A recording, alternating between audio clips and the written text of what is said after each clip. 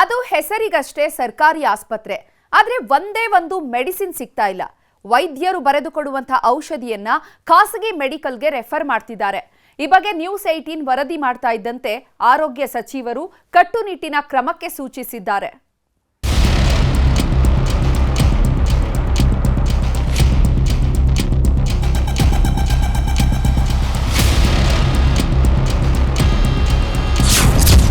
ಸರ್ಕಾರಿ ಆಸ್ಪತ್ರೆಯಲ್ಲಿಲ್ಲ ಮೆಡಿಸಿನ್, ರೋಗಿಗಳು ಕಂಗಾಲು. ಔಷಧಿ ಖಾಲಿ ಅಂತಾರೆ, ಹೊರಗಡೆಗೆ ಚೀಟಿ ಬರ್ಕೊಡ್ತಾರೆ. ಯಾವುದೇ ಸರ್ಕಾರ ಅಧಿಕಾರಕ್ಕೆ ಬರಲಿ, ಹೇಳೋದೊಂದೇ, ಉತ್ತಮ ಆರೋಗ್ಯ, ಒಳ್ಳೆಯ ಶಿಕ್ಷಣ, ಜೊತೆಗೆ ನಾಡಿನ ಅಭಿವೃದ್ಧಿಯೇ ನಮ್ಮ ಧ್ಯೇಯ ಅಂತಾರೆ. ಆದರೆ ಅದೆಷ್ಟರ ಮಟ್ಟಿಗೆ ಹೇಳಿದ್ದನ್ನು ಮಾಡ್ತಾರೋ ದೇವರೇ ಬಲ್ಲ. ಆ ಆಸ್ಪತ್ರೆಯ ಪರಿಸ್ಥಿತಿ ನೋಡ್ತಾ ಇದ್ರೆ ದೇವರಿಗೆ ಪ್ರೀತಿ ಎನ್ನುವಂತಾಗಿದೆ. ಯಾಕಂದ್ರೆ ಬಡವರ ಪಾಲಿನ ಸಂಜೀವಿನಿ ಆಗಬೇಕಾಗಿರುವಂಥ ಸರ್ಕಾರಿ ಆಸ್ಪತ್ರೆಯಲ್ಲಿ ಔಷಧಿಗಳೇ ಇಲ್ಲ. ಹೀಗಾಗಿ ಖಾಸಗಿ ಮೆಡಿಕಲ್ ಶಾಪ್ಗೆ ಬರೆದು ಕೊಡ್ತಾ ಇದ್ದಾರಂತೆ.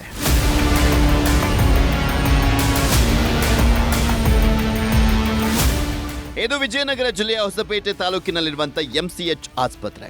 ಈ ಆಸ್ಪತ್ರೆಗೆ ಬರೋರೆಲ್ಲ ಬಡ ರೋಗಿಗಳೇ.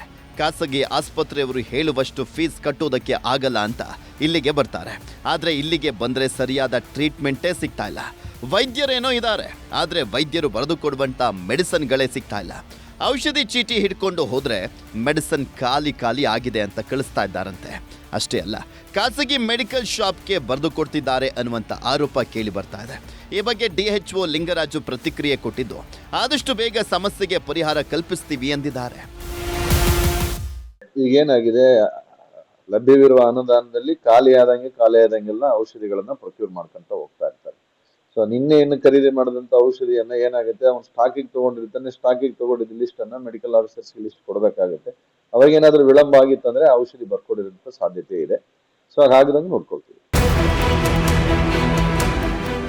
ತಾಯಿ ಮತ್ತು ಮಕ್ಕಳ ಆಸ್ಪತ್ರೆಯ ದುಸ್ಥಿತಿ ನೋಡಿದ್ರೆ ನಿಜಕ್ಕೂ ಅಚ್ಚರಿ ಆಗ್ತಾ ಇದೆ. ಯಾಕಂದ್ರೆ ಕನಿಷ್ಠ ಪ್ಯಾರಾಸಿಟಮಲ್ ಔಷಧಿ, ಮಕ್ಕಳಿಗೆ ನೀಡುವಂತ ಪ್ಯಾರಾಸಿಟಮಲ್ ಸಿರಪ್ ಕೂಡ ಇಲ್ವಂತೆ. ಬಾಣಂತಿಯರಿಗೆ ಬೇಕಾದಂತ 10 ಮೆಡಿಸಿನ್ಗಳು ಇಲ್ಲ. ಈ ಬಗ್ಗೆ ನಿಮ್ಮ ನ್ಯೂಸ್ 18 ವರದಿ ಪ್ರಸಾರ ಮಾಡ್ತಾ ಇದ್ದಂತೆ ಆರೋಗ್ಯ ಸಚಿವ UT ಖಾದರ್ ರಿಯಾಕ್ಷನ್ ಕೊಟ್ಟಿದ್ದಾರೆ. ಈ ಬಗ್ಗೆ ವರದಿ ತರಿಸಿಕೊಂಡು ಸೂಕ್ತ ಕ್ರಮ ಕೈಗೊಳ್ತೀವಿ ಅಂತ ಹೇಳಿದ್ದಾರೆ.